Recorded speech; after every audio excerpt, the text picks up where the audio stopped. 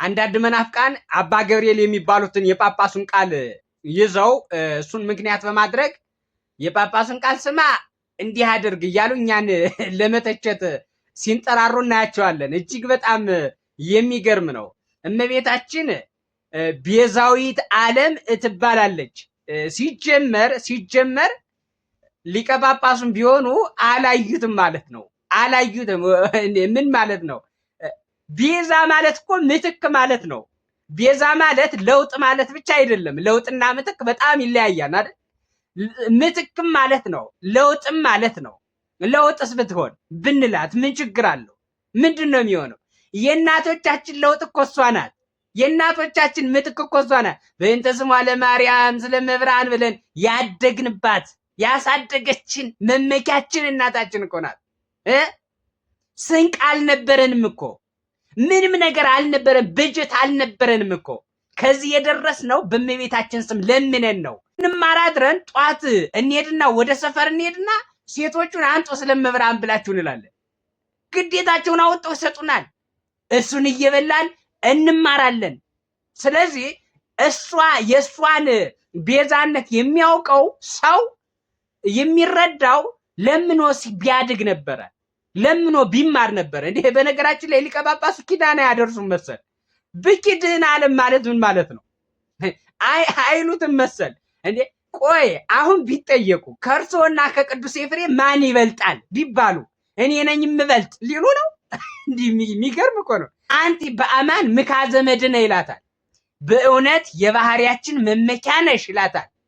የባህሪያችን መመኪያ ነሽ፣ የባህሪያችን መመኪያ ነሽ ካላት ምን ማለት ነው? ይሄ ይተርጉሙት ቢባሉ ምን ብለው ሊተረጉሙት ነው? እንደሚገርም እኮ ነው። የባህሪያችን መመኪያ ነሽ ከነገረ ድነት ጋር ማገናኘት አሁን ይሄን ለምን አስፈለገ? እናትነቷን ምትክነቷን እኮ የሰጠን ራሱ ኢየሱስ ክርስቶስ። የዮሐንስ ወንጌል ምዕራፍ 19 ቁጥር 26 ጀምረን ስናይ እናት ትሁናችሁን ነው ብሎ ኢየሱስ ክርስቶስ ሰጥቶናል። አላዩትም መሰለኝ ሰጥቶናል። እናት ትሁናችሁ ብሎ እሷን ደግሞ ልጆች ይሁንሽ ብሎ ሰጥቶናል።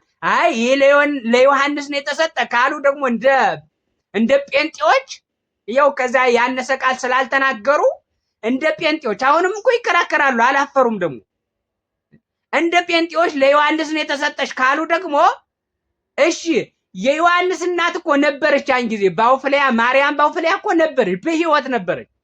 ከእናቱ ውጭ እኮ ነው እሷ የተሰጠችው ስለምታስፈልገው ህይወትን ስለምትለምንለት። ያቺ ሳታውቅ ሞትን ነበር የምትለምነው። ይቺ ግን ህይወትን ትለምንለታለች። ይቺ ግን ትጠብቀዋለች። ይቺ ግን ከሄሮድስና ከሰራዊቱ ትጠብቀዋለች። ይቺ ግን ምስጢርን ትገልጽለታለች። በልቧ የጠበቀችውን ምስጢር ትገልጽለታለች። የአማኑኤልን ምስጢር ትገልጽለታለች። ነባቤ መለኮት የሚባለው በሷ ነው። ይህንን አያውቁትም ወይ ነው? አላነበቡትም ወይ ነው? ቤዛዊት ዓለም አትባልም። ቤዛ ማለት ለውጥ ነው። ለውጥ እሱ ነው። ከነገረ ድነት ጋር ለምን አገናኙት? ሁሉም ነገር በሁለት ጌትነት በሁለት ይከፈላል። ኢየሱስ ክርስቶስ ጌታ ነው፣ የባህሪ ነው ጌትነቱ። ጌቶችም አሉ፣ መቼም ቢሆን ሌሎች ጌቶች አሉ ይላል ጳውሎስ። የሚገርም እኮ ነው። ሌሎች ጌቶች ሌሎች አማልክትም አሉ ይላል። አማልክትነቱ አምላክነቱ የእሱ ግን የባህሪው ነው፣ ጌትነቱ የባህሪው ነው። ሰግደው አያውቁም እንዴ? ስግደት እኮ በ3 በ4 ይከፈላል አይደለ? የጸጋ ስግደት የሚባል አለ፣ የክብር ስግደት የሚባል አለ፣ የባህሪ ስግደት የሚባል አለ። ይሄን አያውቁትም እንዴ? የሷ ቤዛዊት አለ ብትባል እሷ የጸጋ ምን የተጸጋነቷ ታዲያ ምኑ ላይ ነው? በጣም ነው የሚያሳዝኑት። በጣም አሁንም ደግሞ ይከራከራሉ። ይሄን ንገረኝ ይላል። ዘግጠዋል፣ በጣም ወርደዋል። በነገራችን ላይ በኮታ ነው የገባችሁት፣ በፖለቲካ ነው የገባችሁት። ጵጵስና ሲጀመር የተቀመጡበት ወንበር ህጋዊ አይደለም፣ ህጋዊ አይደለም። እንደ ፓርላማ በኮታ ነው፣ የኮታ ወንበር ነው፣ የፖለቲካ ወንበር ነው። ልብሱ ህጋዊ ልብስ አይደለም፣ የጉልበት የአመፅ ልብስ ነው፣ ልብስ አመፅ ነው። ቆብ ህጋዊ ቆብ አይደለም፣ ይሄ የአመፅ ቆብ ነው፣ የፖለቲካ ቆብ ነው ወንበሩ። ስለዚህ ስራውም የአመፅ ስራ ይሆናል ማለት ነው። አየው እስመ እምተረፈ ልብ ይነብብ አፍ እኮ ነው። በሙስና ተሹማችሁ ታዲያ ምን ልትሉ ነበር? የሚገርም እኮ ነው። የሚገርም እኮ ነው። ስለዚህ ብኪድን አለማል ምካዘ መድን የሚለውን እስኪ ተርጉሙልን። ምካዘ አንቲ በአማን ምካዘ ከቅዱስ ኤፍሬም እበልጣለሁ ካላሉ እስቲ ይሄን ተርጉሙ። በጣም ያሳዝናል። እንደዚህም ብሎ ጊዜ የሰጣችሁ ቅሎች ይህችን አለት ለመስበር ቤተክርስቲያንን ለመስበር ባትጣጣሩ ጥሩ ነው። በእውነት በጣም ጥሩ ነው።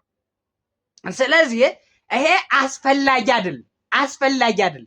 ቤዛዊት ዓለምማ ናት እንጂ እናውራ እስኪ። ቤዛዊት ዓለምማ ትባላለች እንጂ እንነጋገር እስኪ። በጣም ነው የምትባለው።